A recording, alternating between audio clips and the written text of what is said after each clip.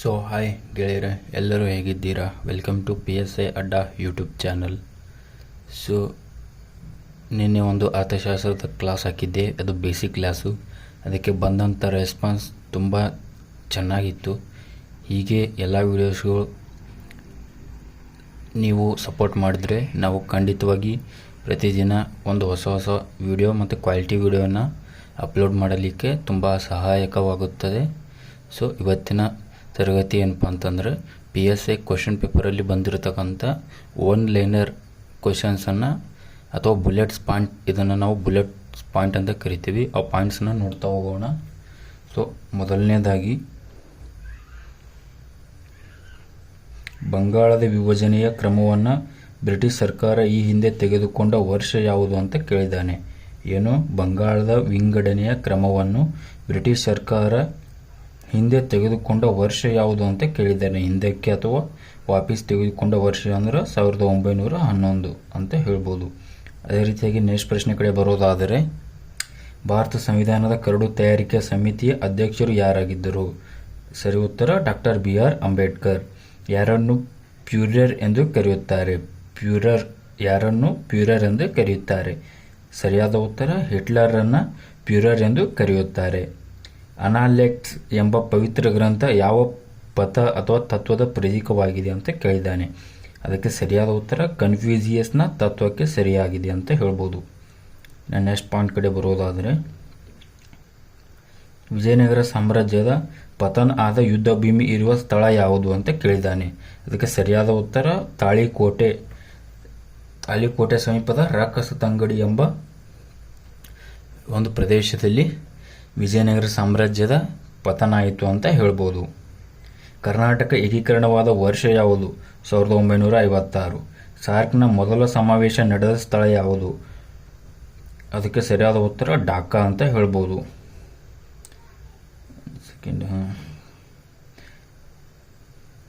ಭಾರತದಲ್ಲಿರೋ ಒಟ್ಟು ಹೈಕೋರ್ಟ್ಗಳ ಸಂಖ್ಯೆ ಎಷ್ಟು ಅಂತ ಕೇಳಿದ್ದಾನೆ. ಅದಕ್ಕೆ ಸರಿಯಾದ ಉತ್ತರ 25. ಸೆಂಟ್ರಲ್ ಟ್ರೀಟಿ ಆರ್ಗನೈಸೇಷನ್ ಸಂಸ್ಥೆ ಡ್ಯಾಶ್ಗಿಂತ ಮುನ್ನ ಬಾಗ್ದಾದ ಒಪ್ಪಂದ ಎಂದು ಪ್ರಚಲಿತವಾಗಿತ್ತು. ಅದಕ್ಕೆ ಸರಿ ಉತ್ತರ 1958. ಸಾಮಾನ್ಯವಾದ ನಕ್ಷತ್ರವೊಂದರ ಅಪೇಕ್ಷಿತವಾದ ಅವಧಿ ಎಷ್ಟು? 15 ಶತಕೋಟಿ ವರ್ಷ ಅಂತ ಹೇಳ್ಬೋದು.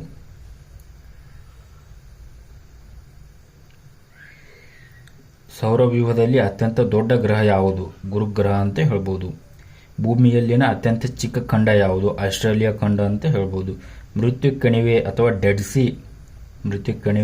ಡೆಡ್ ಸಿ ಎಂಬ ಭೂಭಾಗ ಯಾವ ಖಂಡದ ಅತ್ಯಂತ ಕೆಳಮಟ್ಟದ ಸ್ಥಳ ಆಗಿದೆ? ಸರಿಯಾದ ಉತ್ತರ ಅಮೆರಿಕಾ ಅಥವಾ ನಾರ್ತ್ ಅಮೆರಿಕಾ ಅಂತ ಹೇಳ್ಬೋದು. ಇನ್ನು ನೆಕ್ಸ್ಟ್ ಪಾಯಿಂಟ್ಸ್ ಕಡೆ ಬರುವುದಾದರೆ, ಯಾವ ಧೂಮಕೇತುಗಳು ಪ್ರತಿ 76 ವರ್ಷಗಳಿಗೊಮ್ಮೆ ಕಾಣಿಸಿಕೊಳ್ಳುತ್ತವೆ? ಉತ್ತರ ಹ್ಯಾಲಿ ಧೂಮಕೇತು 76 ವರ್ಷಗಳಿಗೊಮ್ಮೆ ಕಾಣಿಸಿಕೊಳ್ಳುತ್ತದೆ. ಅತ್ಯಂತ ಕನಿಷ್ಠ ದೂರವಿರುವ ಮಾರ್ಗದಲ್ಲಿ ಪ್ರಯಾಣ ಮಾಡಲು ಅನುಸರಿಸಬೇಕಾದ ಸೂಚಿ? ಉತ್ತರ ರೇಖಾಂಶ ಅಂತ ಹೇಳ್ಬೋದು. ಭೂಮಿಗೆ ಬರುತ್ತಿರುವ ಸೂರ್ಯನ ಬೆಳಕಿನ ಹೊರಸೂಸುವಿಕೆಯ ವೈಜ್ಞಾನಿಕ ವಿವರ ಏನು ಅಂದರೆ ಅದು ವಿಕಿರಣ ಅಂತ ಹೇಳ್ಬೋದು. ಹಿಮಪಾತ ಯಾವ ಭಾಗದಲ್ಲಿ ವಿಶೇಷ ಲಕ್ಷಣವಾಗಿದೆ? ಅದಕ್ಕೆ ಸರಿಯಾದ ಉತ್ತರ ಧ್ರುವ ಅಂತ ಹೇಳ್ಬೋದು. ಪೂರ್ಣ ಕುಂಭಮೇಳ ಎಷ್ಟು ವರ್ಷಗಳಿಗೊಮ್ಮೆ ನಡೆಯುತ್ತದೆ? 12 ವರ್ಷಗಳಿಗೊಮ್ಮೆ ನಡೆಯುತ್ತದೆ. ನೈಫ್ ಎಂಬ ಪದ ಯಾವ ವಿಷಯಕ್ಕೆ ಸಂಬಂಧಿಸಿದೆ? ನೈಫ್ ಎಂಬ ಪದವು ಭೂಮಿಯ ಒಳಪದರ ಎಂಬ ವಿಷಯಕ್ಕೆ ಸಂಬಂಧಪಟ್ಟಿದೆ. ಸಿಂಧೂ ಗಂಗಾ ಸಮತಲ ಭೂಮಿಯಲ್ಲಿ ಅತಿ ಸಾಮಾನ್ಯವಾಗಿರುವ ಮಣ್ಣಿನ ಗುಣ ಯಾವುದು? ನೆರೆ ಮಣ್ಣು. ಭಾರತದ ಬಹುಪಾಲು ಜನ ಯಾವ ಜನಾಂಗಕ್ಕೆ ಸೇರಿರುತ್ತಾರೆ? ಭಾರತ ಬಹುಪಾಲು ಜನ ಆಸ್ಟ್ರೋಲೈಸ್ ಜನಾಂಗಕ್ಕೆ ಸೇರಿರುತ್ತಾರೆ. ಯಾಕೂತ ಜನರ ಮೂಲ ಯಾವ ಸ್ಥಳ ಆಗಿದೆ ಅಂತ ಹೇಳ್ಬೋದು, ಅಥವಾ ವಾಸಸ್ಥಳ ಯಾವುದು ಅಂತ ಹೇಳ್ಬೋದು. ಅದಕ್ಕೆ ಸರಿಯಾದ ಉತ್ತರ ಇರಾನ್ ಅಂತ ಹೇಳ್ಬೋದು. ಅತಿ ಹೆಚ್ಚು ಫಾಸ್ಫೇಟ್ ಉತ್ಪಾದನೆಯಾಗುವ ಸ್ಥಳ? ಅಮೆರಿಕದ ಸಂಯುಕ್ತ ಸಂಸ್ಥಾನದಲ್ಲಿ ಅತ್ಯಂತ ಹೆಚ್ಚು ಫಾಸ್ಫೇಟ್ ಉತ್ಪಾದನೆಯಾಗುವ ಸ್ಥಳವಾಗಿದೆ ಅಂತ ಹೇಳ್ಬೋದು. ಹತ್ತಿಯನ್ನು ಹತ್ತಿ ಗಿಡದ ಯಾವ ಭಾಗದಿಂದ ಪಡೆಯುವರು? ಹತ್ತಿ ಎಳೆಯನ್ನು ಹತ್ತಿ ಗಿಡದ ಯಾವ ಭಾಗದಿಂದ ಪಡೆಯುವರು? ಆಪ್ಷನ್ ಎ ಸರಿಯಾದ ಉತ್ತರ ಹಣ್ಣು ಅಂತ ಹೇಳ್ಬೋದು. ಸಟ್ಲೇಜ್ ನದಿಯ ಯಾವ ಪ್ರಮುಖ ನದಿಯ ಗುಂಪಿಗೆ ಸೇರಿದೆ? ಸರಿಯಾದ ಉತ್ತರ ಸಿಂಧೂ ನದಿ ಗುಂಪಿಗೆ ಸೇರಿದೆ. ದಕ್ಷಿಣ ಭಾರತದಲ್ಲಿ ಯಾವ ಸಮಯದಲ್ಲಿ ಉಷ್ಣಾಂಶ ಅತ್ಯಧಿಕವಾಗಿರುತ್ತದೆ? ದಕ್ಷಿಣ ಭಾರತದಲ್ಲಿ ಏಪ್ರಿಲ್ನ ತಿಂಗಳಲ್ಲಿ ಉಷ್ಣಾಂಶ ಅಧಿಕವಾಗಿರುತ್ತದೆ. ಯಾವ ರೀತಿಯ ಮಣ್ಣಿಗೆ ಅತಿ ಕಡಿಮೆ ಮಟ್ಟದ ಸಾಗುವಳಿ ಅಗತ್ಯವಿದೆ? ಸರಿಯಾದ ಉತ್ತರ ನೆರೆಮಣ್ಣು. ಸೊ ನಾನು ಇದನ್ನೇನೆಲ್ಲ PDF ಫಾರ್ಮೆಟ್ನಲ್ಲಿ ಕ್ಲಾಸ್ ಮಾಡ್ತಾ ಇದ್ದೀನಲ್ಲ, ಇದಕ್ಕೆ ಈ PDF ನನಗೆ ಪರ್ಸ್ನಲಿ ಈ PDF ಎಲ್ಲಿ ಸಿಕ್ಕಿದ್ದಪ್ಪ ಅಂತಂದರೆ ಟೆಲಿಗ್ರಾಮ್ ಗ್ರೂಪ್ನಲ್ಲಿ ಮಲ್ಲಿಕಾರ್ಜುನ್ ಬೀಳ್ಗಿ ಇವ್ರದ್ದು ಟೆಲಿಗ್ರಾಮ್ ಚಾನಲ್ ಇದೆ ಮತ್ತು ಯೂಟ್ಯೂಬ್ ಚಾನಲ್ಲು ಇದೆ. ಟೆಲಿಗ್ರಾಮ್ ಚಾನಲಲ್ಲಿ ತುಂಬ ಉಪಯುಕ್ತವಾದ PDFಗಳನ್ನು ಹಾಕಿರ್ತಾರೆ. ಈ PDF ಬೇಕಂದರೆ ಅವ್ರದ್ದು PDF ಲಿಂಕು ಮತ್ತು ಅವ್ರ ಟೆಲಿಗ್ರಾಮ್ ಲಿಂಕು ಮತ್ತು ನನ್ನ ಟೆಲಿಗ್ರಾಮ್ ಲಿಂಕು ಈ ವಿಡಿಯೋದ ಡಿಸ್ಕ್ರಿಪ್ಷನಲ್ಲಿ ಕೊಟ್ಟಿರ್ತೇನೆ. ಅಲ್ಲಿಂದ ತಾವು ಡೌನ್ಲೋಡ್ ಮಾಡಿಕೊಂಡು ತಾವು ರಿವಿಷನನ್ನು ಮಾಡ್ಬೋದು. ಫ್ರೀ ಇದ್ದ ಟೈಮಲ್ಲಿ ಓಲ್ಡ್ ಕ್ವಶನ್ ನೋಡೋದ್ರಿಂದ ತುಂಬ ಉಪಯುಕ್ತವಾಗುತ್ತದೆ ಅಂತ ಹೇಳ್ಬೋದು. ಸೊ ನೆಕ್ಸ್ಟ್ ಬರೋದಾದರೆ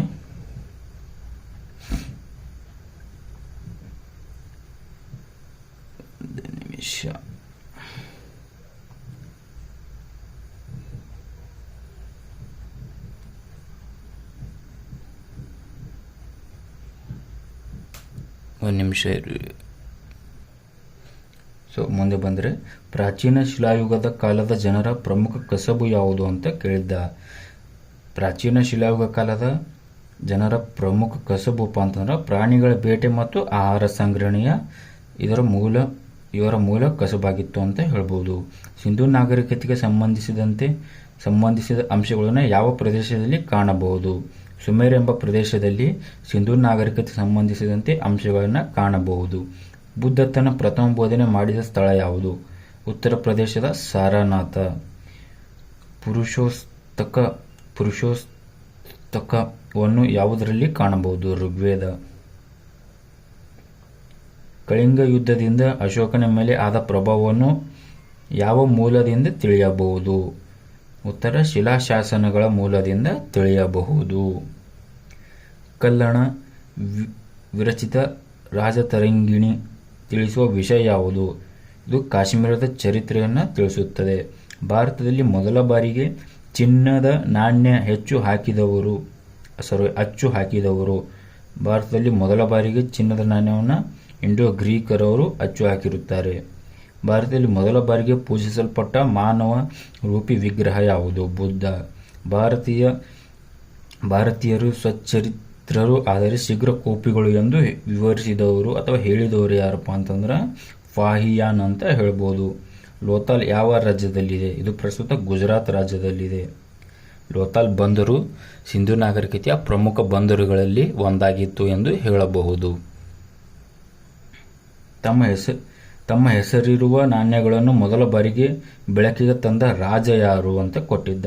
ಅದಕ್ಕೆ ಸರಿ ಉತ್ತರ ಕುಶಾನರು ಅಂತ ಹೇಳ್ಬೋದು. ಸಂಸ್ಕೃತದಲ್ಲಿ ಅಧಿಕ ದಾಖಲೆಯಾಗಿರುವ ಅತ್ಯಂತ ಹಳೆಯ ಶಾಸನ ಯಾವುದು? ಜುನಾಗಢದ ಕಲ್ಲಿನ ಶಾಸನ. ಗಾಂಧಾರ ಕಲೆಯ ಪ್ರಮುಖ ಪೋಷಕರು ಯಾರು? ಸರಿಯಾದ ಉತ್ತರ ಶಕರು ಮತ್ತು ಕುಶಾನರು. ತ್ರಿರತ್ನಗಳ ಬಗ್ಗೆ ಒತ್ತು ನೀಡುವವರು ಮಹಾವೀರರು ಅಂತ ಹೇಳ್ಬೋದು. ಭಾರತ ಸಂವಿಧಾನವನ್ನು ಅಳವಡಿಸಿಕೊಂಡ ವರ್ಷ ಯಾವುದು? ಭಾರತ ಸಂವಿಧಾನವನ್ನು ಅಳವಡಿಸಿಕೊಂಡಿರುವ ವರ್ಷ ಯಾವುದು? ನವೆಂಬರ್ 26, 1949. ಭಾರತದ ಸಂವಿಧಾನದಲ್ಲಿ ದೇಶವನ್ನು ಜಾತ್ಯತೀತ ಎಂದು ಘೋಷಿಸಿದರೆ ಅಂದರೆ ಉತ್ತರ ರಾಜ್ಯವು ಧಾರ್ಮಿಕ ಚಿಂತನೆಗಳು ಜನರ ವೈಯಕ್ತಿಕ ಅಂಶ ಎಂದು ಪರಿಗಣಿಸಿದೆ ಅಂತ ಹೇಳ್ಬೋದು. ಭಾರತ ಸಂವಿಧಾನದಲ್ಲಿ ಯಾವ ಪ್ರಕಾರದ ಪೌರತ್ವ ವ್ಯವಸ್ಥೆ ಇದೆ? ಏಕ ಪೌರತ್ವದ ವ್ಯವಸ್ಥೆ ಇದೆ ಅಂತ ಹೇಳ್ಬೋದು. ಮೂಲಭೂತ ಹಕ್ಕುಗಳ ಪಟ್ಟಿಯಿಂದ ಭಾರತ ಸಂವಿಧಾನದಲ್ಲಿ ಆಸ್ತಿ ಹಕ್ಕನ್ನು ತೆಗೆದುಹಾಕಿದ ತಿದ್ದುಪಡಿ. ಇದು ತುಂಬ ಇಂಪಾರ್ಟೆಂಟ್ ಅಂತೂ ರಿಪೀಟೆಡ್ ಆಗಿರುವ ಪ್ರಶ್ನೆ. ಏನು? 44ನೇ ತಿದ್ದುಪಡಿಯು ಭಾರತದ ಮೂಲಭೂತ ಹಕ್ಕುಗಳ ಪಟ್ಟಿಯಿಂದ ಸಂವಿಧಾನದಲ್ಲಿ ಆಸ್ತಿ ಹಕ್ಕನ್ನು ತೆಗೆಯಲಾಗಿದೆ ಅಂತ ಹೇಳಬಹುದು. ನೆಕ್ಸ್ಟ್ ಬರೆದರೆ ರಾಜ್ಯ ನಿರ್ದೇಶಕ ತತ್ವಗಳ ಆದೇಶಗಳು ಮೂಲಭೂತ ಹಕ್ಕುಗಳಿಗೆ ವ್ಯತಿರಿಕ್ತ ಆಗದಿದ್ದಲ್ಲಿ ಮಾತ್ರ ವ್ಯವಹಾರಾಧಿಕಾರ ಹಕ್ಕಿಗೆ ಒಳಪಟ್ಟಿರುತ್ತವೆ. ಸಂವಿಧಾನದಲ್ಲಿ ಎಷ್ಟು ಬಗೆಯ ತುರ್ತು ಪರಿಸ್ಥಿತಿಗಳಿಗೆ ವ್ಯವಸ್ಥೆ ಇದೆ? 3 ರೀತಿಯ ತುರ್ತು ಪರಿಸ್ಥಿತಿಗಳಿಗೆ ವ್ಯವಸ್ಥೆ ಇದೆ ಅಂತ ಹೇಳ್ಬೋದು. ಕೇಂದ್ರದಲ್ಲಿ ಸಂಪುಟ ಸಭೆ ಅಧ್ಯಕ್ಷತೆ ವಹಿಸುವ ವ್ಯಕ್ತಿ ಯಾರು? ಪ್ರಧಾನಮಂತ್ರಿಯವರು. ಪಾರ್ಲಿಮೆಂಟಿನ ಸಂಯುಕ್ತ ಅಧಿವೇಶನದ ಅಧ್ಯಕ್ಷರು ಯಾರು? ಪಾರ್ಲಿಮೆಂಟಿನ ಸಂಯುಕ್ತ ಅಧಿವೇಶನದ ಅಧ್ಯಕ್ಷರು ಲೋಕಸಭಾ ಸ್ಪೀಕರ್ ಆಗಿರುತ್ತಾರೆ. ರಾಜ್ಯದ ರಾಜ್ಯಪಾಲರು ಯಾರಾಗಿರುತ್ತಾರೆ? ರಾಜ್ಯದ ಮುಖ್ಯಸ್ಥರು ಅಂತ ಹೇಳ್ಬೋದು. ಹಣಕಾಸಿನ ಮಸೂದೆಯನ್ನು ಯಾವ ಸಭೆಯಲ್ಲಿ ಮಂಡಿಸಬಹುದು? ಕೇವಲ ವಿಧಾನಸಭೆಯಲ್ಲಿ ಮಾತ್ರ ಮಂಡಿಸಬಹುದು. ಸಂವಿಧಾನದ ಯಾವುದೇ ಭಾಗಕ್ಕೆ ತಿದ್ದುಪಡಿ ತರುವಲ್ಲಿ ಲೋಕಸಭೆಯ ಅಧಿಕಾರವನ್ನು ಸ್ವೀಕರಿಸಿದ ಸಂವಿಧಾನದ ತಿದ್ದುಪಡಿ ಯಾವುದು? 24ನೇ ತಿದ್ದುಪಡಿ ಅಂತ ಹೇಳ್ಬೋದು. ಅಟಾರ್ನಿ ಜನರಲ್ ಅವರು ತಮ್ಮ ಹುದ್ದೆಯನ್ನು ಯಾರ ಅನುಮತಿಯ ಮೇರೆಗೆ ಅಲಂಕರಿಸುತ್ತಾರೆ? ರಾಷ್ಟ್ರಾಧ್ಯಕ್ಷರ ಅನುಮತಿಯ ಮೇರೆಗೆ ಅನಿರ್ದಿಷ್ಟ ಕಾಲದವರೆಗೆ ಅಟಾರ್ನಿ ಜನರಲ್ ಅವರು ತಮ್ಮ ಹುದ್ದೆಯನ್ನು ಅಲಂಕರಿಸುತ್ತಾರೆ ಅಂತ ಹೇಳ್ಬೋದು. ಪಾರ್ಲಿಮೆಂಟಿನ ಉಭಯ ಸದನಗಳ ಕಲಾಪದಲ್ಲಿ ಸದಸ್ಯರಿಲ್ಲದಿದ್ದರೂ ಯಾರು ಭಾಗವಹಿಸುವರು? ಅಟಾರ್ನಿ ಜನರಲ್ ಅವರು ಭಾಗವಹಿಸುವವರು ಅಂತ ಹೇಳಬಹುದು.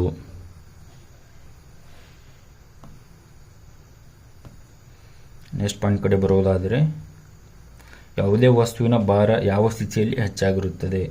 ಧ್ರುವ ಮತ್ತು ಮೇರುಗಳಲ್ಲಿ ಹೆಚ್ಚಾಗಿರುತ್ತದೆ.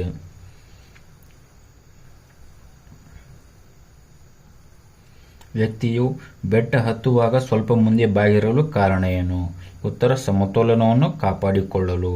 ಮಾನವನ ಒತ್ತಡವನ್ನು ಅಳೆಯುವ ಉಪಕರಣದ ಹೆಸರೇನು? ಬಾರೋಮೀಟರ್ ಅಂತ ಹೇಳಬಹುದು. ದ್ರಾವಣದಲ್ಲಿ ಅತ್ಯಂತ ಹೆಚ್ಚು ವಿದ್ಯುತ್ ವಾಹಕ ಶಕ್ತಿ ಇರುವ ವಸ್ತು ಯಾವುದು? ಅಂದರೆ ಪಾದರಸ ಅಂತ ಹೇಳಬಹುದು. ಬ್ಯಾಕ್ಟೀರಿಯಾಗಳಲ್ಲಿರುವ ಕ್ರೋಮೋಸೋಮ್ಗಳ ಸಂಖ್ಯೆ ಎಷ್ಟು? 1. ಕುದುರೆ ಮಸಾಲೆ ಸೊಪ್ಪು ಇದು ಏನು? ಎಲೆಗುಂಪಿನ ಬೆಳೆಯಾಗಿದೆ ಅಂತ ಹೇಳಬಹುದು. ಫೋಟೋಸಿಂಥೆಸಿಸ್ ಬೆಳಕಿನ ಪ್ರಭಾವ ಆಗಲು ಸೂಕ್ತವಾಗಿರುವ ಬೆಳಕು ಯಾವುದು? ಸೂರ್ಯನ ಬೆಳಕು. ದಿಢೀರ್ ಚೈತನ್ಯ ತುಂಬಲು ಕ್ರೀಡಾಪಟುಗಳಿಗೆ ಏನು ಕೊಡುವರು? ಕಾರ್ಬೋಹೈಡ್ರೇಟ್ ಕೊಡುವರು ಅಂತ ಹೇಳಬಹುದು. ಸಾಮಾನ್ಯ ವ್ಯಕ್ತಿಯ ಹೃದಯ ಪ್ರತಿ ನಿಮಿಷಕ್ಕೆ ಎಷ್ಟು ಸಲ ಬಡಿಯುತ್ತದೆ? 72 ಸರಿ ಅಥವಾ 72 ಬಾರಿ ಬಡಿಯುತ್ತದೆ ಅಂತ ಹೇಳಬಹುದು. ಅಡುಗೆ ಅನಿಲ ಸಿಲಿಂಡರ್ಗಳನ್ನು ಸರಬರಾಜು ಮಾಡಲ್ಪಡುವ ಆ ವಸ್ತು ಯಾವುದು? ಮಿಶ್ರಣ ಅಂತ ಹೇಳಬಹುದು. ಬ್ಯಾಟರಿಗಳಲ್ಲಿ ಬಳಸಲಾಗುವ ಆಸಿಡ್ ಯಾವುದು? Sulphuric acid. S2SO4 sulphuric acid ಅಂತ ಹೇಳಬಹುದು. ಗೋಬರ್ ಗ್ಯಾಸ್ನಲ್ಲಿ ಬಹುಪಾಲು ಇರುವ ಅಂಶ ಯಾವುದು? ಮಿಥೇನ್ ಅಂತ ಹೇಳಬಹುದು. ಸೈಮನ್ ಆಯೋಗವನ್ನು ಸ್ಥಾಪಿಸಿದಾಗ ಇದ್ದ ವೈಸರಾಯ್ ಯಾರು? ಸೈಮನ್ ಆಯೋಗವನ್ನು ಸ್ಥಾಪಿಸಿದಾಗ ಇದ್ದ ವೈಸರಾಯ್ ಲಾರ್ಡ್ ಇರ್ವಿನ್. ಗದರ್ ಪಾರ್ಟಿಯ ಕೇಂದ್ರ ಸ್ಥಾನ ಇದ್ದ ಸ್ಥಳ ಸ್ಯಾನ್ ಫ್ರಾನ್ಸಿಸ್ಕೋ.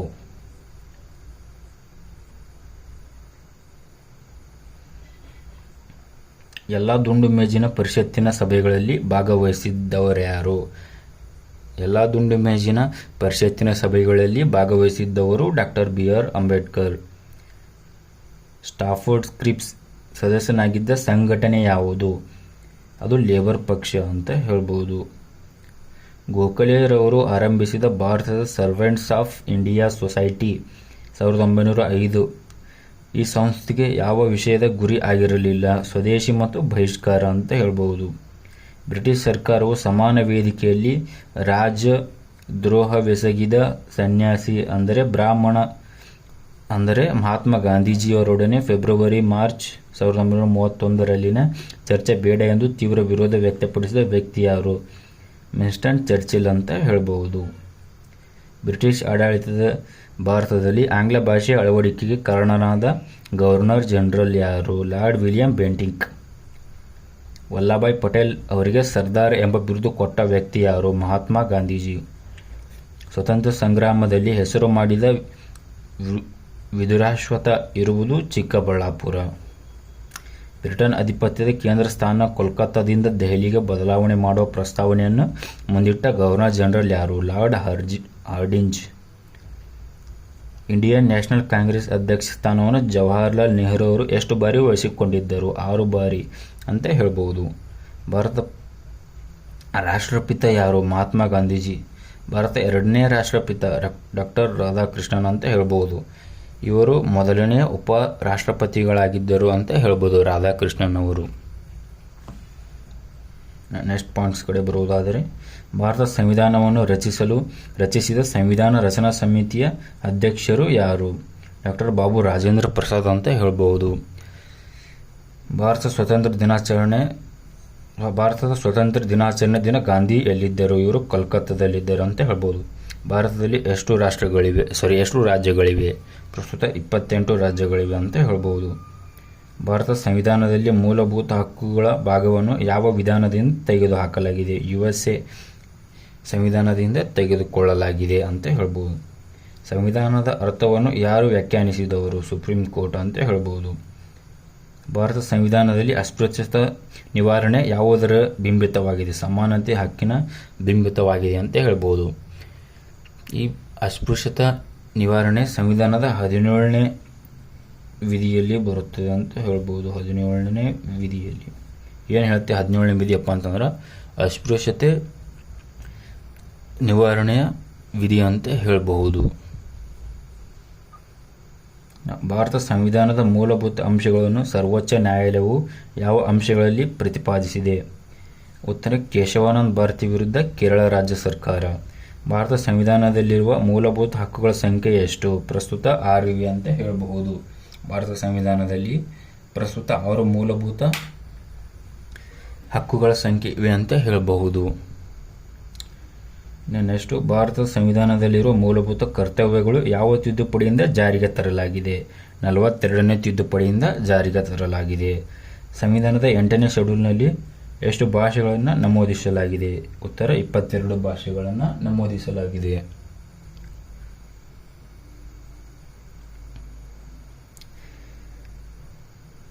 ಸಾವಿರದ 1885ರಲ್ಲಿ ಭಾರತ ರಾಷ್ಟ್ರೀಯ ಕಾಂಗ್ರೆಸ್ನ ಸ್ಥಾಪಕರು ಯಾರು?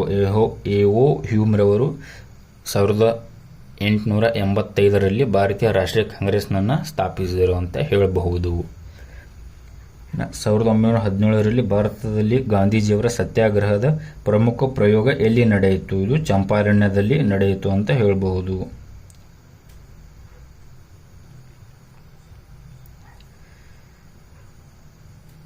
ಮುಸ್ಲಿಂ ಲೀಗ್ ಪ್ರಥಮ ಬಾರಿಗೆ ಪ್ರತ್ಯೇಕ ಪಾಕಿಸ್ತಾನದ ಬೇಡಿಕೆಯನ್ನು ಮುಂದಿಟ್ಟಿದ್ದು ಯಾವ ವರ್ಷದಲ್ಲಿ? 1940ರಲ್ಲಿ. ಗಾಂಧೀಜಿಯವರ ದಂಡಿ ಸತ್ಯಾಗ್ರಹ ಯಾವುದಕ್ಕೆ ಸಂಬಂಧಿಸಿದ್ದು? ಉಪ್ಪಿನ ಸತ್ಯಾಗ್ರಹಕ್ಕೆ ಸಂಬಂಧಿಸಿದೆ. ಪೂನಾ ಒಪ್ಪಂದವು ಯಾರ್ಯಾರ ನಡುವೆ ನಡೆಯಿತು? Doctor B R. ಅಂಬೇಡ್ಕರ್ ಹಾಗೂ ಗಾಂಧೀಜಿಯವರ ನಡುವೆ ನಡೆಯಿತು. ಬ್ರಿಟಿಷರಿಂದ ತರಬೇತಿ ಹೊಂದಿದ ಸುಭಾಷ್ ಚಂದ್ರ ಬೋಸ್ ರವರ INA ಸೈನ್ಯದ ಅಧಿಕಾರಿಗಳು ಎಲ್ಲಿದ್ದರು? ಸಿಂಗಾಪುರದಲ್ಲಿ ಇದ್ದರು. ಕ್ರಿಸ್ನ ರಾಯಭಾರಿಗಳು ಭಾರತ ಯಾವ ವೈಸರಾಯ ಭೇಟಿ ಮಾಡಿದನು? ಲಾರ್ಡ್ ಲಿನ್ಲಿತ್ಗೋ ರವರನ್ನು ಭೇಟಿ ಮಾಡಿದರು. ಭಾರತ ಸ್ವತಂತ್ರ ಪಡೆಯುವ ಕಾಲದಲ್ಲಿ ಬ್ರಿಟನ್ನಿನ ಪ್ರಧಾನಮಂತ್ರಿ ಯಾರು? ಕ್ಲೆಮೆಂಟ್ ಅಟ್ಲಿ ಅಂತ ಹೇಳಬಹುದು. ಜೈ ಜವಾನ್ ಜೈ ಕಿಸಾನ್ ಘೋಷಣೆಯನ್ನು ಯಾರು ನೀಡಿದರು? ಲಾಲ್ ಬಹದ್ದೂರ್ ಶಾಸ್ತ್ರಿ. ಪ್ರಪಂಚದ ಮೊದಲ ವಿಶ್ವವಿದ್ಯಾಲಯ ತಕ್ಷಶಿಲಾ ಈಗ ಎಲ್ಲಿದೆ? ಪಾಕಿಸ್ತಾನದಲ್ಲಿದೆ ಅಂತ ಹೇಳ್ಬೋದು. ಇದು ಪ್ರಸ್ತುತ ಪಾಕಿಸ್ತಾನದಲ್ಲಿದೆ. 2ನೇ ಪುಲಿಕೇಶಿ ಯಾವ ರಾಜ್ಯ ಆಳುತ್ತಿದ್ದನು? 7ನೇ ಶತಮಾನದಲ್ಲಿ ಆರಂಭಿಸಿದನು. 1767ರಿಂದ 1769ರಲ್ಲಿ ನಡೆದ ಮೊದಲನೇ ಮೈಸೂರು ಯುದ್ಧದಲ್ಲಿ ಹೋರಾಡಿದವರು ಯಾರು? ಹೈದರ್ ಅಲಿ. ಕರ್ನಾಟಕದ ಯಾವ ಸ್ಥಳದಲ್ಲಿ ಭೀಮ ರಾಕ್ಷಸ ಹಿಡಿಂಬೆಯನ್ನು ಕೊಂದನೆಂದು ಹೇಳಲಾಗಿದೆ? ಹಂಪಿಯಲ್ಲಿ. ಹಂಪಿಯ ಪ್ರಾಚೀನ ಹೆಸರು ಕಿಷ್ಕಿಂಧೆ ಅಂತ ಹೇಳಬಹುದು. ಅಮೋಘ ವರ್ಷ ನೃಪತುಂಗ ರಚಿಸಿದ ಕೃತಿ ಯಾವುದು? ಕವಿರಾಜ ಮಾರ್ಗ. ಕನ್ನಡದ ಕವಿ ಪಂಪನು ಜೈನ ಮತಸ್ಥನಾಗಿದ್ದನು ಅಂತ ಹೇಳಬಹುದು. ಕರ್ನಾಟಕದ ಈಗಿನ ಯಾವ ನಗರದ ಹಿಂದೆ ಚಾಲುಕ್ಯರ ರಾಜಧಾನಿಯಾಗಿತ್ತು? ಕಲ್ಯಾಣಿ ಚಾಲುಕ್ಯರ ರಾಜಧಾನಿಯಾಗಿತ್ತು ಅಂತ ಹೇಳಬಹುದು. ಕೂಡಲ ಸಂಗಮವು ಯಾವ ನದಿಗಳ ಸಂಗಮವಾಗಿದೆ? ಕೃಷ್ಣ ಮತ್ತು ಮಲಪ್ರಭಾ. ತೋಡಾ ಪಂಗಡವು ಯಾವ ಪ್ರದೇಶದಲ್ಲಿ ವಾಸಿಸುತ್ತದೆ? ನೀಲಗಿರಿ ಪ್ರದೇಶದಲ್ಲಿ ವಾಸಿಸುತ್ತದೆ. ಕರ್ನಾಟಕದಲ್ಲಿ ಪ್ರಸ್ತುತ 31 ಜಿಲ್ಲೆಗಳಿವೆ. ಕರ್ನಾಟಕದ ಅತಿದೊಡ್ಡ ಶಾಖೋತ್ಪನ್ನ ವಿದ್ಯುತ್ ಶಕ್ತಿ ಕೇಂದ್ರ ರಾಯಚೂರಿನ ಶಕ್ತಿನಗರ ಎಂಬ ಸ್ಥಳದಲ್ಲಿದೆ ಅಂತ ಹೇಳಬಹುದು. ಬಸವೇಶ್ವರರ ಆಧ್ಯಾತ್ಮಿಕ ಗುರು ಎಂದು ಯಾರನ್ನು ಕರೆಯಲಾಗುತ್ತದೆ? ಅಲ್ಲಮ ಪ್ರಭುಗಳನ್ನು ಕರೆಯಲಾಗುತ್ತದೆ. ಜ್ಞಾನಪೀಠ ಪ್ರಶಸ್ತಿ ಪಡೆದ ಪ್ರಥಮ ಕನ್ನಡಿಗರು ಯಾರು? ಕುವೆಂಪು 1967ರಲ್ಲಿ. ನಿದ್ರಾ ಬುದ್ಧ ಬೆಟ್ಟಗಳೆಂದು ಕರೆಯಲ್ಪಡುವ ಬೆಟ್ಟಗಳು ಎಲ್ಲಿವೆ? ಇದು ಪ್ರಸ್ತುತ ಯಾದಗಿರಿ ಜಿಲ್ಲೆಯಲ್ಲಿವೆ. ಗುಲ್ಬರ್ಗಾದಲ್ಲಿರುವ ಮುಸ್ಲಿಮರ ಪ್ರಸಿದ್ಧ ದೇವಾಲಯಗಳು ಖ್ವಾಜಾ ಬಂದೇ ನವಾಜ್ ದರ್ಗಾ. ಮಲ್ಲಿಕ್ ಈ ಮೈದಾನ ಎಂಬ ಪ್ರಸಿದ್ಧ ತೋಪು ಎಲ್ಲಿ ಇಡಲಾಗಿದೆ? ವಿಜಯಪುರ ಕೋಟೆಯಲ್ಲಿ ಇಡಲಾಗಿದೆ. ಮೊಹಮ್ಮದ್ ಗವಾನರ ಪ್ರಸಿದ್ಧ ಕೋಟೆ ಎಲ್ಲಿದೆ? ಬೀದರ್ನಲ್ಲಿದೆ. ಸಾಸಿವೆ ಗಿಡ ಹೂವಿನ ಬಣ್ಣ ಯಾವುದು? ಹಳದಿ. ಕಪ್ಪು ಮಣ್ಣು ಯಾವ ಬೆಳೆಯನ್ನು ಬೆಳೆಯಲು ಹೆಚ್ಚು ಉಪಯುಕ್ತವಾಗಿದೆ? ಹತ್ತಿಯನ್ನು ಬೆಳೆಯಲು ಉಪಯುಕ್ತವಾಗಿದೆ. ನಿಂಬೆ ಗಿಡದ ಹೂವಿನ ಬಣ್ಣ ಯಾವುದು? ಬಿಳಿ. ಯಾವ ರಸಭರಿತ ಹಣ್ಣಿನ ಗಿಡವು ಮುಳ್ಳುಗಳನ್ನು ಹೊಂದಿದೆ? ನಿಂಬೆ ಗಿಡ.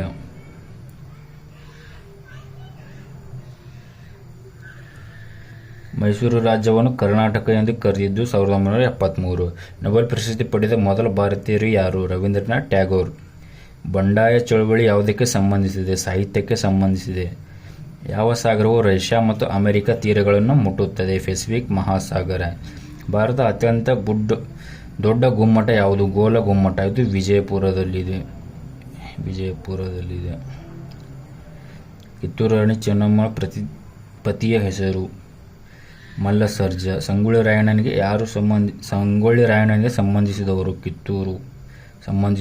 ಕಿತ್ತೂರು. ಇವೆಲ್ಲ ಪ್ರೀವಿಯಸ್ ಇಯರ್ನ ಕ್ವಶನ್ ಪೇಪರ್ನಲ್ಲಿ ಬಂದಿರತಕ್ಕಂಥ GK ಮತ್ತು ಆಲ್ರೌಂಡ್ ಪ್ರಶ್ನೆಗಳಾಗಿರುತ್ತವೆ. 1924ರಲ್ಲಿ ಬೆಳಗಾವಿಯಲ್ಲಿ ನಡೆದ ಅಖಿಲ ಭಾರತ ಕಾಂಗ್ರೆಸ್ ಅಧಿವೇಶನದ ಅಧ್ಯಕ್ಷತೆಯನ್ನು ವಹಿಸಿದ್ದವರು ಮಹಾತ್ಮ ಗಾಂಧೀಜಿಯವರು. ಕುಸುಮಬಾಲಿ ಎಂಬ ಕನ್ನಡ ಕಾದಂಬರಿಯ ಕರ್ತೃ ಯಾರು? ದೇವನೂರು ಮಹಾದೇವಪ್ಪ. KK ಹೆಬ್ಬಾಳರವರು ಕನ್ನಡದ ಯಾವ ಕ್ಷೇತ್ರದಲ್ಲಿ ಪ್ರಸಿದ್ಧರು? ಚಿತ್ರಕಲಾವಿದರು. ಒಂದು ಟೆಸ್ಟ್ ಇನ್ನಿಂಗ್ಸ್ನಲ್ಲಿ 10 ವಿಕೆಟ್ಗಳನ್ನು ಪಡೆದ ಭಾರತದ ಏಕಮಾತ್ರ ಕ್ರಿಕೆಟ್ ಆಟಗಾರರು ಅನಿಲ್ ಕುಂಬ್ಳೆ. ಕರ್ನಾಟಕದ ಮೊದಲ ವಿಶ್ವ ಕನ್ನಡ ಸಾಹಿತ್ಯ ಸಮ್ಮೇಳನ ನಡೆದಿದ್ದು ಯಾವಾಗ? 1985. ಸಂತ ಶಿಶುನಾಳ ಶರೀಫರಿಗೆ ಸಂಬಂಧಪಟ್ಟಿರುವ ಜಿಲ್ಲೆ ಯಾವುದು? ಹಾವೇರಿ. ಯಾವ ದೇವಾಲಯವು ಆದಿಶಂಕರರಿಂದ ಪ್ರತಿಷ್ಠಾಪಿಸಲಾಗಿದೆ? ಶೃಂಗೇರಿ. ಕನ್ನಡ ವಿಶ್ವವಿದ್ಯಾಲಯ ಇರುವುದು ಎಲ್ಲಿ? ಉತ್ತರ ಹಂಪಿಯಲ್ಲಿ ಅಂತ ಹೇಳ್ಬೋದು. ಕನ್ನಡದ ವಿಶ್ವವಿದ್ಯಾಲಯ ಇದು ಇರುವುದು ಹಂಪಿಯಲ್ಲಿ. ಮೊಳಕಾಲ್ಮೂರು ಏತಕ್ಕೆ ಪ್ರಸಿದ್ಧಿ ಪಡೆದಿದೆ? ರೇಷ್ಮೆ ಬೆಳೆಗೆ ಪ್ರಸಿದ್ಧಿ ಪಡೆದಿದೆ ಅಂತ ಹೇಳಬಹುದು. ಯಾವ ವೈಸರಾಯನ ಕಾಲದಲ್ಲಿ ಭಾರತದ ರಾಜಧಾನಿ ಕಲ್ಕತ್ತಾದಿಂದ ದೆಹಲಿಗೆ ಸ್ಥಳಾಂತರಿಸಲಾಯಿತು? ಸರಿ ಉತ್ತರ ಲಾರ್ಡ್ ಹಾರ್ಡಿಂಜ್ನ ಕಾಲದಲ್ಲಿ. ಇದು 1911ರಲ್ಲಿ ಭಾರತದ ರಾಜಧಾನಿ ಕಲ್ಕತ್ತಾದಿಂದ ದೆಹಲಿಗೆ ಸ್ಥಳಾಂತರಿಸಲಾಯಿತು ಅಂತ ಹೇಳಬಹುದು. ಅಲೆಕ್ಸಾಂಡರ್ ಭಾರತದ ದಂಡಯಾತ್ರೆ ನಡೆಸಿದ ವರ್ಷ ಯಾವುದು? ಕ್ರಿಸ್ತಪೂರ್ವ ಶಕ 327ರಿಂದ 326ರವರೆಗೆ. ಗೌತಮ ಬುದ್ಧನ ಮೂಲನಾಮ ಯಾವುದು? ಸಿದ್ಧಾರ್ಥ. ಕನಿಷ್ಕನ ವೈದ್ಯ ಯಾರು? ಚರಕ. ವಾಸ್ಕೋಡಿಗಾಮ್ ಯಾವ ದೇಶದವನು? ಪೋರ್ಚುಗಲ್.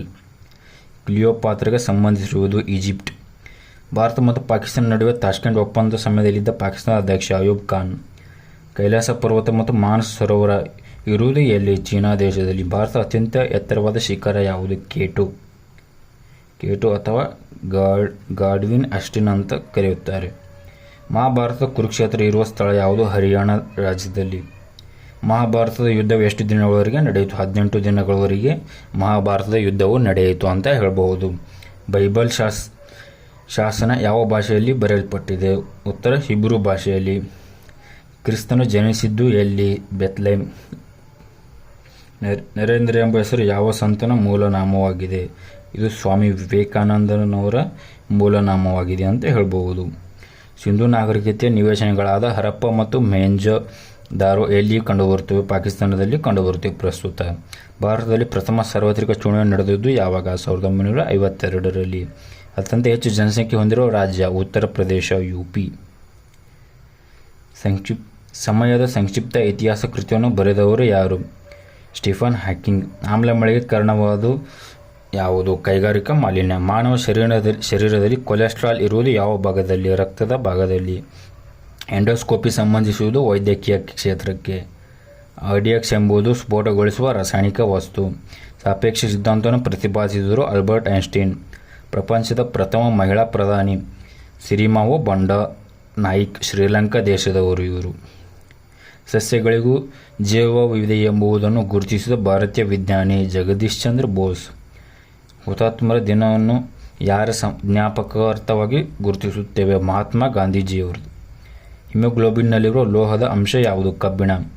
1999ರಲ್ಲಿ ಕರ್ನಾಟಕ ರತ್ನ ಪ್ರಶಸ್ತಿ ಯಾರಿಗೆ ಕೊಡಲಾಗಿದೆ? ಎಸ್ ನಿಜಲಿಂಗಪ್ಪ. ಇವರು ಕರ್ನಾಟಕದ ಮಾಜಿ ಮುಖ್ಯಮಂತ್ರಿಗಳಾಗಿದ್ದರು ಅಂತ ಹೇಳಬಹುದು. ರಾಷ್ಟ್ರೀಯ ಕಾಂಗ್ರೆಸ್ ಸ್ವರಾಜ್ಯ ನಿರ್ಮಾಣವನ್ನು ಎಲ್ಲಿ ಕೈಗೊಂಡಿತು? ಲಾಹೋರ್ನಲ್ಲಿ ಕೈಗೊಂಡಿತು. ತಮಿಳುನಾಡಿಗೆ ಅತಿ ಹೆಚ್ಚಿನ ಪ್ರಮಾಣದಲ್ಲಿ ಮಳೆ ಬರುವುದು ಈಶಾನ್ಯ ಮಾರುತಗಳಿಂದ. ತಿಥಿ ಸಂಶ್ಲೇಷಣೆಯ ಕ್ರಿಯೆಯ ಮೂಲಕ ಆಹಾರ ತಯಾರಿಸುವ ಸಸ್ಯ ಜೀವಕೋಶದ ಭಾಗ ಯಾವುದು? ಹರಿತ್ರೋಷ, ಕ್ಲೋರೋಪ್ಲಾಸ್ಟ್. ಚಂದ್ರ ಬಾಹ್ಯಾಕಾಶ ದೂರದರ್ಶನವನ್ನು ಯಾವ ವಿಜ್ಞಾನಿ ಗೌರವಾರ್ಥವಾಗಿ ಹೆಸರಿಸಲಾಗಿದೆ? ಸುಬ್ರಹ್ಮಣ್ಯಂ ಚಂದ್ರಶೇಖರ್. ಬ್ರಿಟಿಷರ ವಿರುದ್ಧ 1899 ಮತ್ತು 1900ರವರೆಗೆ ನಡೆದ ಮೂಲ ನಿವಾಸಿಗಳ ದಂಗೆ ನೇತೃತ್ವ ವಹಿಸಿದವರು ಬಿರ್ಸಾ ಅಂತ ಹೇಳಬಹುದು. ಧ್ರುವ ಸ್ಥಾನಪಲ್ಲಟ ತತ್ವ ಪ್ರತಿಪಾದಕರು ಯಾರು? ಆರ್ಕಿಮಿಡೀಸ್. ಯಾವ ರೀತಿಯ ಮಣ್ಣು ನೆನೆದಾಗ ಉಬ್ಬುತ್ತದೆ ಮತ್ತು ಒಣಗಿದಾಗ ಬಿರಿಯುತ್ತದೆ? ಕಪ್ಪು ಮಣ್ಣು. ಉತ್ತರ ಭಾರತ ಮೈದಾನ ಪ್ರದೇಶದಲ್ಲಿ ಬೀಸುವ ಗಾಳಿಯ ಹೆಸರು? ಲೂ. ಈರುಳ್ಳಿ ಮಾರ್ಪಟ್ಟಿದೆ. ಕಾಂಡ. ಪಂಚಾಯತ್ ರಾಜಿನ ತತ್ವದ ಮೇಲೆ ನಿಂತಿದೆ. ಪ್ರಜಾತಾಂತ್ರಿಕ ವಿಕೇಂದ್ರೀಕರಣ. ಬಾದಾಮಿಯ ಗುಹಾಂತರ ದೇವಾಲಯವನ್ನು ಕಟ್ಟಿಸಿದರು ಯಾರು? ಚಾಲುಕ್ಯರು. ಈ ಹಾಡು ಗಾಂಧೀಜಿಯವರಿಗೆ ಎಷ್ಟು ಪ್ರಿಯವಾಗಿತ್ತೆಂದರೆ ಅವರು ಭಗವದ್ಗೀತೆಯನ್ನಾದರೂ ಮರೆತರೆ ಈ ಹಾಡೊಂದೇ ಸಾಕು ನನ್ನನ್ನು ಸಂತೈಸಲು ಎಂದು ಹೇಳಿದರು. ವೈಷ್ಣವ ಜನತೋ ತನೆ ಕಹಿಯೇ ಜಿ. ಭಾರತದಲ್ಲಿ ವಿವಿಧ ಕೋಮುಗಳಿಗೆ ಒಂದೇ ಲೌಕಿಕ ನ್ಯಾಯ ನಿಯಮ ಜಾರಿಯಲ್ಲಿರುವ ರಾಜ್ಯ ಗೋವಾ. ಅಟ್ಲಾಂಟಿಕದಲ್ಲಿರುವ ಭಾರತೀಯ ಸಂಶೋಧನೆ ಕೇಂದ್ರದ ಹೆಸರು? ಮೈತ್ರಿ. ಬಸಿಲು ಕಾಡು ಬರುವ ಜಿಲ್ಲೆ? ಹಾಸನ. ಕೆಂಪು ಕಲ್ಲಿಗೆ ಪ್ರಸಿದ್ಧವಾದುದು? ಇಲ್ಕಲ್. ನಕ್ಷೆಯಲ್ಲಿ ಸಮುದ್ರ ಮಟ್ಟದಿಂದ ಒಂದೇ ಎತ್ತರದಲ್ಲಿರುವ ಸ್ಥಳಗಳನ್ನು ಸೇರಿಸುವ ಗೆರೆಯನ್ನು ಏನೆಂದು ಕರೆಯುತ್ತಾರೆ? ಮಟ್ಟ ರೇಖೆ. ಒಂದು ವಸ್ತುವಿನ ಭಾರ ಅತ್ಯಧಿಕವಾಗಿರುವುದು ನಿರ್ವಾತದಲ್ಲಿ. ಅಸ್ಪೃಶ್ಯತೆ ಹಿಂದೂ ಧರ್ಮದ ಸಾರಾಂಶ ಅನ್ನುವುದು ತೋರಿಸಿಕೊಟ್ಟರೆ ನಾನು ಸ್ವಂತ ಹಿಂದೂ ಧರ್ಮದ ವಿರುದ್ಧವೇ ಬಹಿರಂಗವಾಗಿ ದಂಗೆಯುತ್ತೇನೆ ಮಹಾತ್ಮ ಗಾಂಧೀಜಿಯವರು ಹೇಳಿದರು. ಬ್ರಿಟಿಷ್ ಆಳ್ವಿಕೆಯಲ್ಲಿ ಮದ್ರಾಸ್ ಪ್ರೆಸಿಡೆನ್ಸಿ ಭಾಗವಾಗಿದ್ದ ಪ್ರದೇಶಗಳು ಬಳ್ಳಾರಿ ಮತ್ತು ದಕ್ಷಿಣ ಕನ್ನಡ ಜಿಲ್ಲೆಗಳು. ಅತಿ ಉದ್ದವಾದ ಸಮುದ್ರದ ನೆರೆ ಹೊಂದಿರುವ ರಾಜ್ಯ ಗುಜರಾತ್ ಅಂತ ಹೇಳಬಹುದು. ಮನುಸ್ಮೃತಿಯಲ್ಲಿ ಬರುವ ಮುಖ್ಯ ವಿಚಾರ? ನ್ಯಾಯ ಸಂಹಿತೆ. ಬೆದರಿದ ಬೆಕ್ಕು ಓಡಿ ಹೋಗಲು ಅಥವಾ ಹೊಡೆದಾಟಕ್ಕೆ ನಿಲ್ಲಲು ಪ್ರೇರೇಪಿಸುವ ಹಾರ್ಮೋನ್ ಯಾವುದು? ಎಪಿನೆಫ್ರಿನ್. ನೋಡಿ, ನಾವು ವಿಜ್ಞಾನ ಸೀರೀಸ್ಗೆ ಸಂಬಂಧಪಟ್ಟಂತೆ ಸುಮಾರು 6ರಿಂದ 7 ವಿಡಿಯೋ ಸೀರೀಸ್ಗಳನ್ನು ಮಾಡ್ತಾ ಇದ್ದೇವೆ ಹಾಗೂ ಇನ್ನು ಮುಂದೆ ಕಂಟಿನ್ಯೂ ಸಹ ಮಾಡ್ತಾ ಇದ್ದೇವೆ. ಆ ವಿಡಿಯೋದ ಲಿಂಕ್ ಬೇಕಂದರೆ ಇಲ್ಲಿ ಮೇಲ್ಗಡೆ ಐ ಬಟನ್ನಲ್ಲಿ ಬರ್ತಕ್ಕಂಥದ್ದು ಗಮನಿಸಬಹುದು. ತಾವು ಅಲ್ಲಿಂದ ಆ ವಿಡಿಯೋಗಳನ್ನು ನೋಡಿಕೊಳ್ಳಬಹುದು. ಸೊ ನೆಕ್ಸ್ಟ್ ಪ್ರಶ್ನೆ ಕಡೆ ಬರೋದಾದರೆ, ಯಾವ ಕೃತಕ ಗೊಬ್ಬರದಲ್ಲಿ ಹೆಚ್ಚು ಪ್ರಮಾಣದ ಸಾರಜನಕವಿದೆ? ಯೂರಿಯಾದಲ್ಲಿ. ಮುಂಬೈಯನ್ನು ಪೋರ್ಚುಗೀಸರು ಬ್ರಿಟಿಷರಿಗೆ ವಹಿಸಿಕೊಟ್ಟ ಸಂದರ್ಭ? ಪೋರ್ಚುಗೀಸರು ರಾಜಕುಮಾರಿ ಕ್ಯಾಥರಿನ್ ಆಫ್ ಬ್ರಿಗಾಂಜ್ ಹಾಗೂ ಚಾರ್ಲ್ಸ್ ಟೋ ಇವರ ವಿವಾಹ. ಕರ್ನಾಟಕದಲ್ಲಿ ಪ್ರಸಿದ್ಧ ಬೌದ್ಧರ ಅವಶೇಷಗಳು ಇಲ್ಲಿವೆ? ಸನ್ನತಿಯಲ್ಲಿವೆ ಅಂತ ಹೇಳ್ಬೋದು. ಸೊ ಇವತ್ತಿನ ತರಗತಿಗೆ ಇಷ್ಟು ಸಾಕು ಅಂತ ಹೇಳ್ತೀನಿ. ಇನ್ನು ನಾಳೆ ಡಿಸ್ಕಸ್ ಮಾಡ್ತಾ ಹೋಗೋಣ. ತುಂಬ ಚೆನ್ನಾಗಿರೋ ಒನ್ ಲೈನರ್ ಅಥವಾ ಬುಲೆಟ್ಸ್ ಪಾಯಿಂಟ್ ಪ್ರಶ್ನೆಗಳು ಈ ಸೀರೀಸ್ನಲ್ಲಿ ನಾವು ನೋಡಬಹುದು. ಹೀಗಾಗಿ ನಾಳೆ ಮತ್ತೆ ಕಂಟಿನ್ಯೂ ಮಾಡ್ತಾ ಹೋಗೋಣ. ಸೊ ಇವತ್ತಿಗೆ ಇಷ್ಟು ಸಾಕು. ಸೊ ಇನ್ನೂ ಯಾರು ಚಾನಲ್ಗೆ ಸಬ್ಸ್ಕ್ರೈಬ್ ಆಗಿಲ್ಲ, ಸಬ್ಸ್ಕ್ರೈಬ್ ಆಗಿ. ಇದರಿಂದ ನಮಗೆ ಇನ್ನೂ ಹೊಸ ವಿಡಿಯೋ ಮಾಡಲು ಒಂದು ಉತ್ಸಾಹ ಸಿಕ್ಕಂತಾಗುತ್ತದೆ. ಸೊ ಎಲ್ಲರಿಗೂ ಶುಭವಾಗಲಿ. ನಿಮ್ಮ ಅಮೂಲ್ಯವಾದ ಸಮಯವನ್ನು ಕೊಟ್ಟು ವಿಡಿಯೋ ನೋಡಿದ್ದಕ್ಕಾಗಿ ಧನ್ಯವಾದಗಳು. Thanks for everyone watching this video. Thank you so much.